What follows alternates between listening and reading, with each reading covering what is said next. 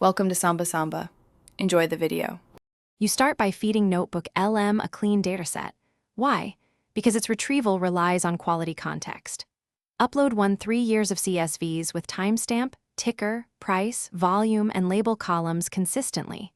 Once uploaded, prompt Notebooklm to index that folder and summarize schema so you both agree on fields.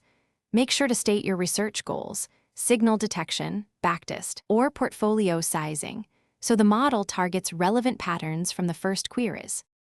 Once the data is indexed, ask Notebooklm to compute derived features like returns, rolling 20-day volatility, RSI, and 50/200 moving averages.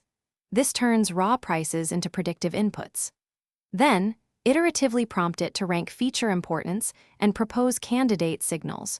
Repeat with clarifying follow-ups to refine hypotheses. Make sure to save prompt templates and the model's explanations into Notebooklm memory so you can reproduce experiments and avoid reinventing stuff. You finalize by exporting Notebooklm's signal logic into a Python backlist.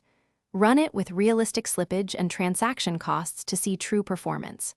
Then compare returns, maximum drawdown, and Sharp to judge robustness, and iterate thresholds and position sizing based on those metrics. If outcomes diverge from expectations, troubleshoot by checking for data gaps, look-ahead bias, or inconsistent labeling.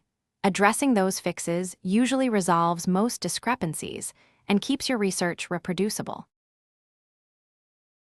Thanks for watching. Consider subscribing if we helped you.